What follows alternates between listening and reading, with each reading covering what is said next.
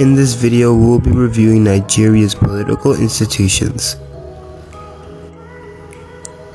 An important concept in Nigerian politics is the concept of patrimonialism, the personal rule by both authoritarian and democratic leaders who have been shored up by the economic privileges that those leaders bestow on their loyal followers.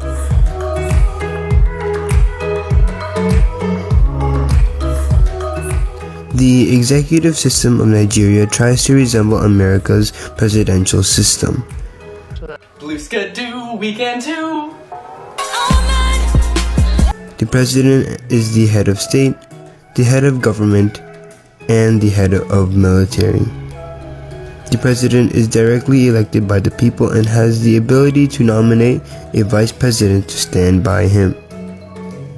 The president also appoints ministers to the Federal Executive Council, the cabinet of the executive system. The federal character principle, the quota system placed by the Constitution of 1999, is used with the federal appointment and civil service positions in the government bureaucracy. This principle is to ensure that all public services institutions fairly reflect the linguistic, religious, ethnic, and geographic diversity of the country. Oh yeah, and the president of Nigeria currently at the time of this video is Muhammadu Buhari.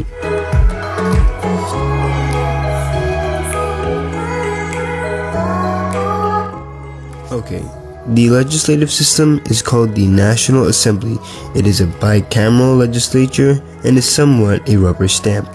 The two houses of the National Assembly is the House of Representatives being the lower house and the Senate being the upper house.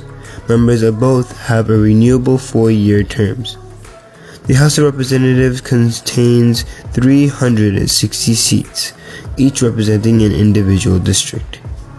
Now, the members of the legislature aren't experienced, they aren't professional, and so the executive branch has power over them because of that, which makes the legislature a rubber stamp. The Senate has 109 seats. It's divided among the 36 states and Abuja, the capital of Nigeria.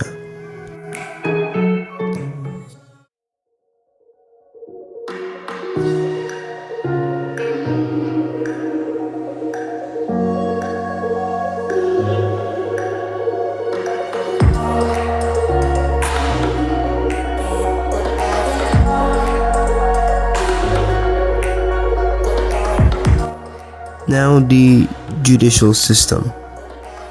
So the judiciary has inherited the colonial legal system, which combines the British common law and the traditional laws and ethnic laws that belong to Nigeria. For example, Sharia law in the north. The colonial legal system had allowed for the handling of local matters. In addition, the 1999 Constitution strengthened the rule of law. Also, it had established a Supreme Court, the Federal Courts of Appeals, and a united court system at national and state levels.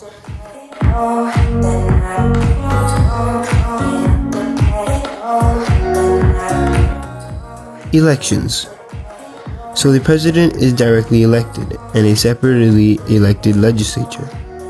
As said before, the president has a 4-year term, and that goes for all executive and legislative positions. Plus, they all get elected around the same time. The president, in order to win, he or she must obtain both overall majorities of votes nationwide and at least 25% of ballots in at least 2/3 of states. In the Nigerian 1999 Constitution is the principle of separation of powers. It emphasizes that the 3 government bodies, the executive, legislative, and judiciary branches, are all independent of one another on paper. The Constitution also ensures there is a system of checks and balances to restrict the power of each branch of government.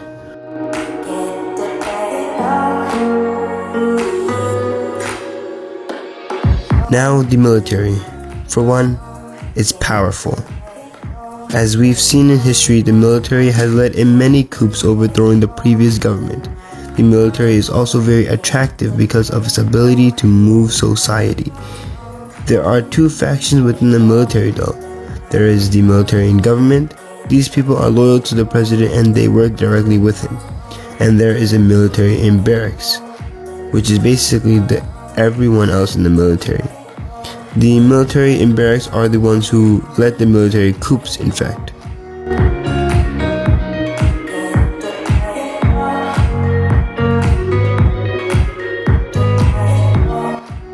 The bureaucracy is big, corrupt, and ineffective.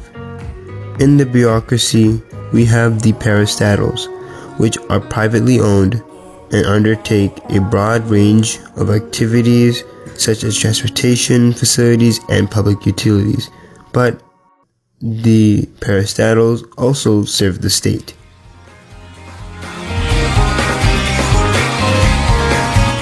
Alright, that wraps up political institutions of Nigeria. Thank you for watching and I hope this video has helped you. Bye.